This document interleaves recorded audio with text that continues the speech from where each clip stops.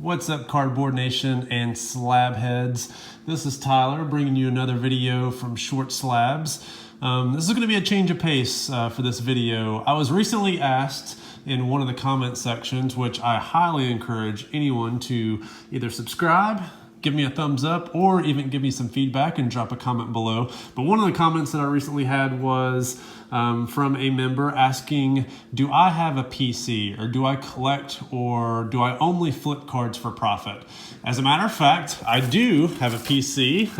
This is about as big of a PC as I have. I actually do have a 5,000 count monster box. The one row of that is nothing but Michael Jordan cards. And some of those Michael Jordan cards are in here. A lot of these cards are super cheap though, but they have a very sentimental, personal value to me as they're cards that I pulled whenever I was a kid.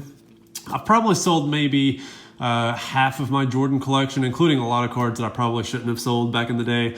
But this right here is the box that I'm going to tell you what my intent is with this box, and that intent may or may not be changing here in the near future, but I'll tell you what the purpose of this box is at the end of the video. But first, let's go through what's in the video. So let's open it up and see what we got.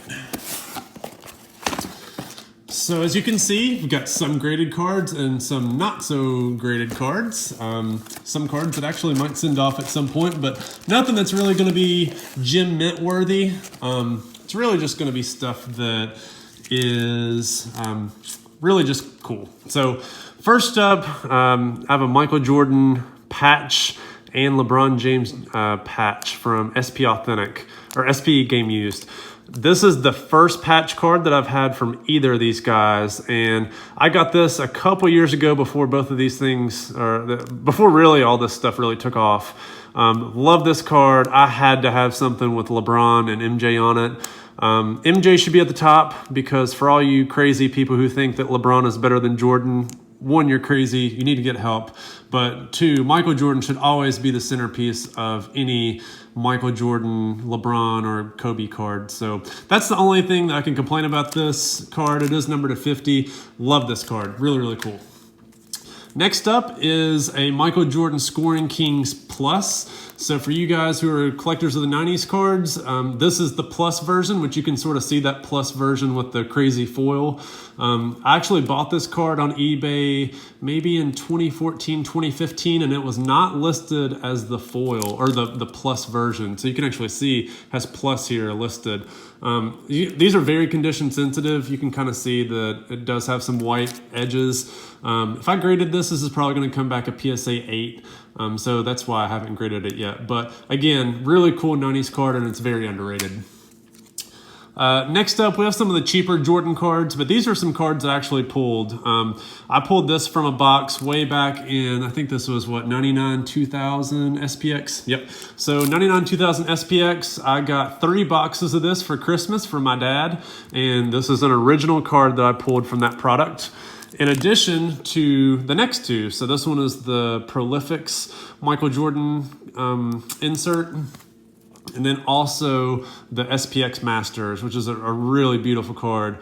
Man, this is what I love about Upper Deck. This is what's so nostalgic about the 90s with Fleer, with Upper Deck.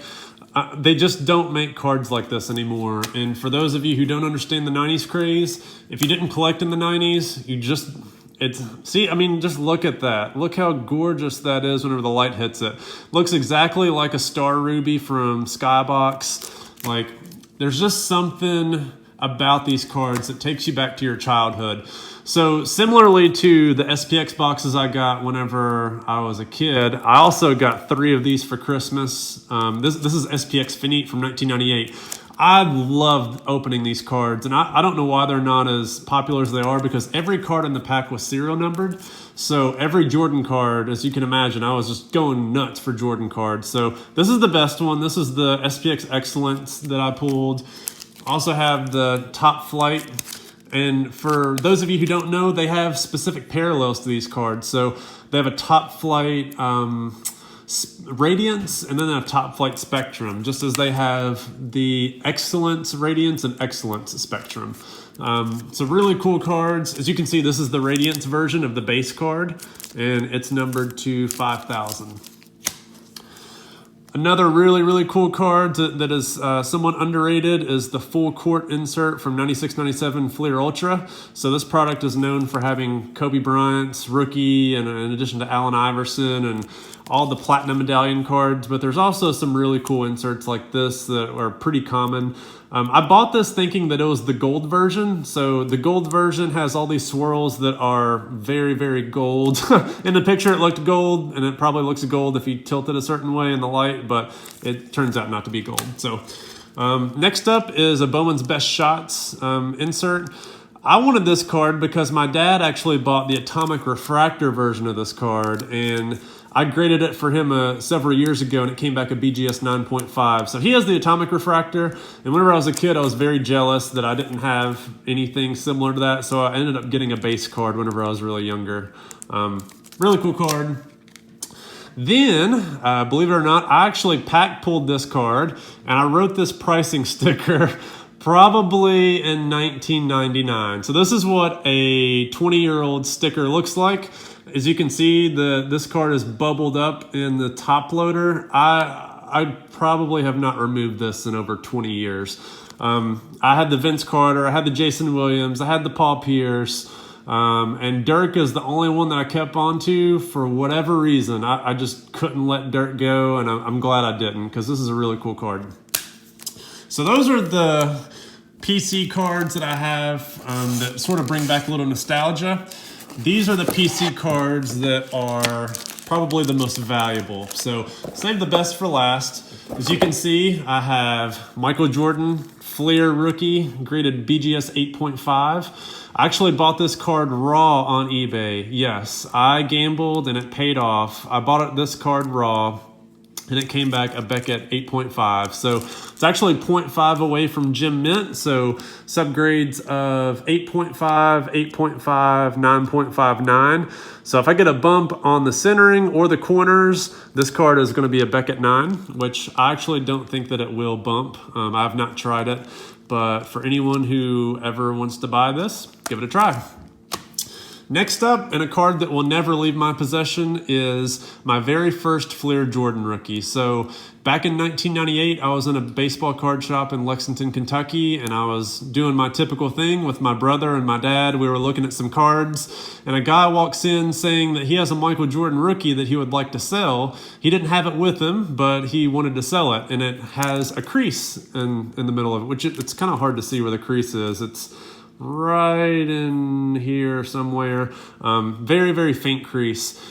So back in 1998, at the height of Michael Jordan's basketball pinnacle, the Bulls' pinnacle years, we were able to buy this card. My dad actually met up with the guy and bought this card for me and my brother for $400, and several years later we ended up getting it graded just so that it was authenticated.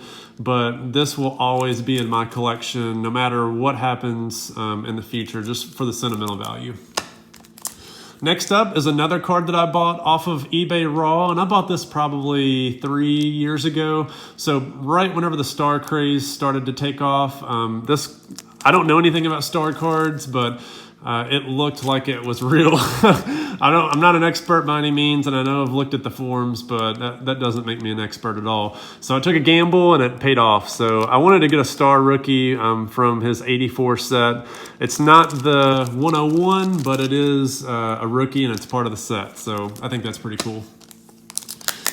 Next up, and I think probably one of the more underrated cards, is the Michael Jordan SPX promotion.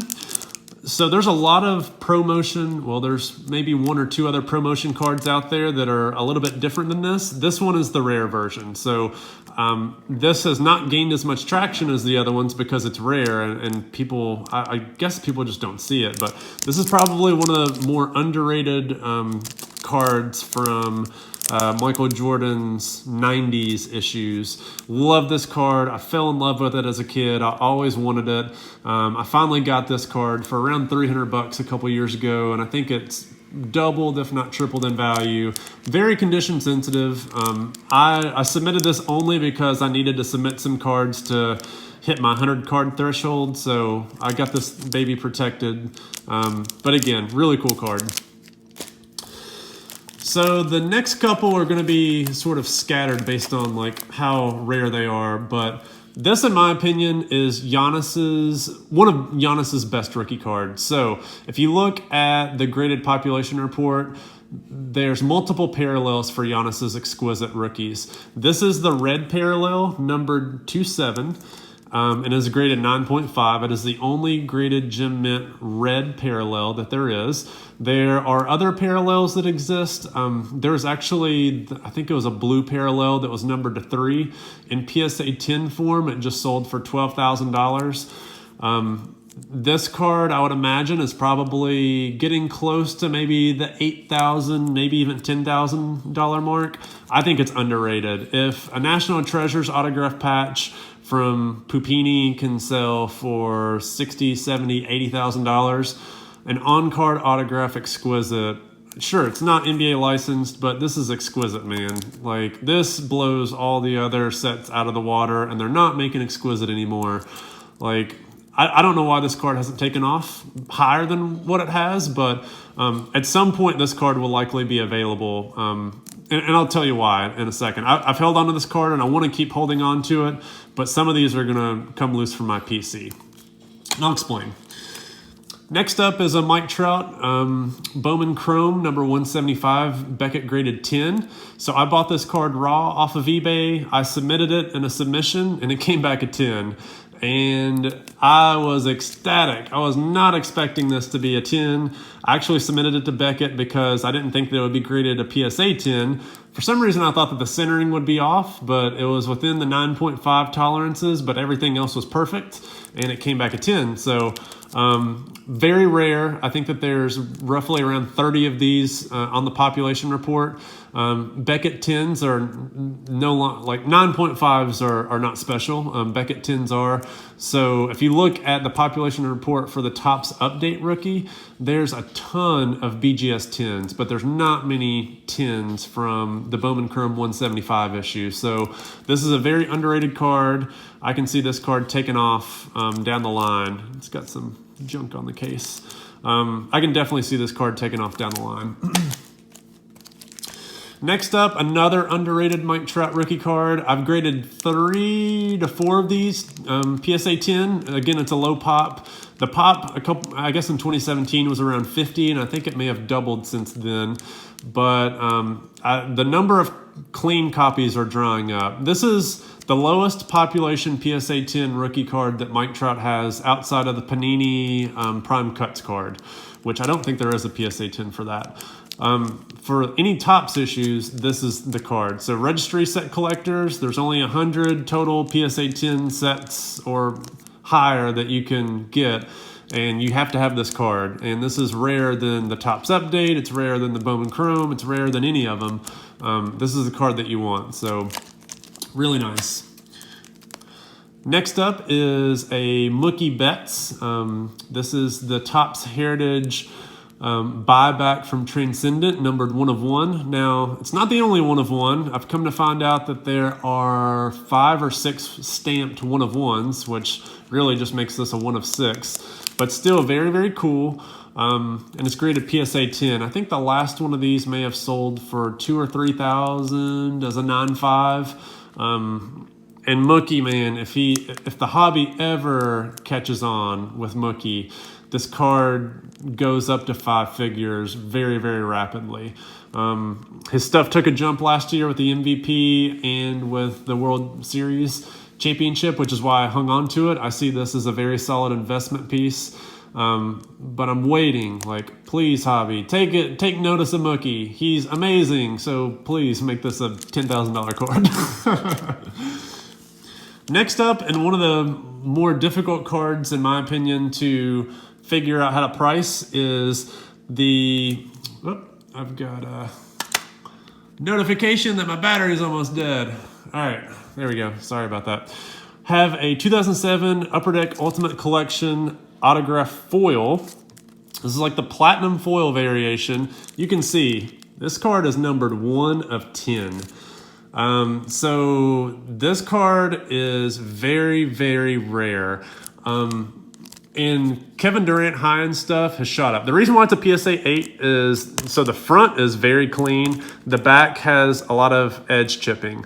So the good thing about this is I bought it knowing this, and I graded it just to get it protected. But I don't think this card is trimmed or altered. So anybody looking for a Kevin Durant high-end card, this card has not been cut, at least to my knowledge. And if they did cut it, they really did a crap job, because every single corner has a little bit of white and some edges have some chipping. Condition sensitive set, but the PSA 10 base version, numbered to 150, is now a 5-figure card. It's selling in the 10 to 12,000 range. PSA 9 base cards are now in the $5,000 range.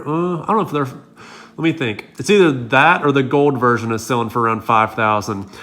If you look at LeBron James's Ultimate Collection and see how high that card is, not saying that this has the potential for it, but it's one of the highest, most sought after Kevin Durant cards that there is.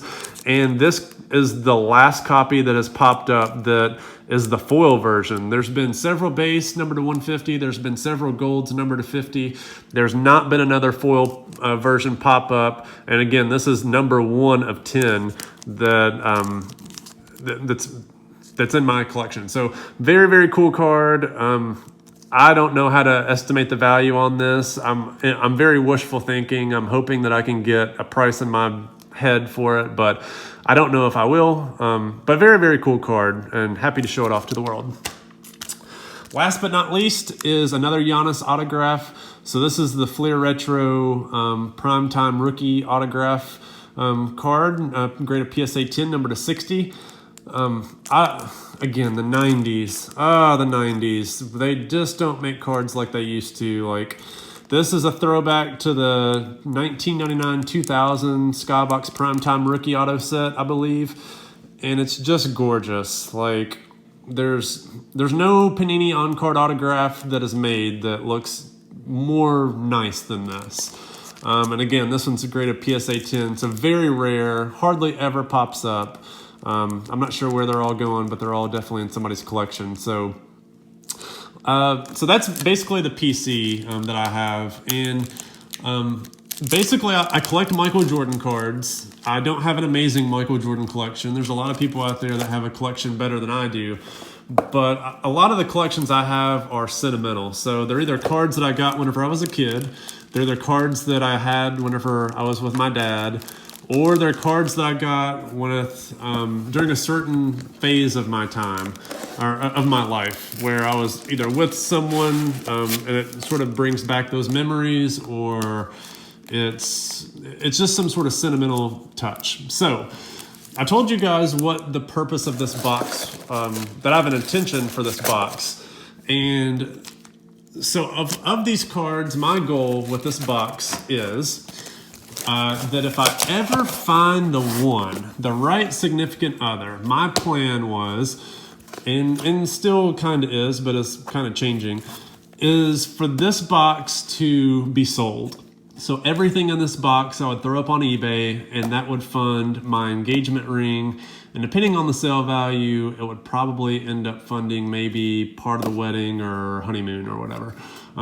So you can see it's probably going to be a very nice engagement ring, because the contents of this box, I would say, are at least around 20,000, if not more. That's a rough guess. You know, it could go for less, it could go for more, it could go for a lot more, it could go for a lot less. I don't have that much in it. Baseball cards and basketball cards have appreciated a lot in value, but that's really been my plan for this box, is that once I found the one, this box would be sold, and I would have my engagement ring, so I don't have to shell out a ton of money for something that I shouldn't have to shell out a ton of money for. I've already invested in that.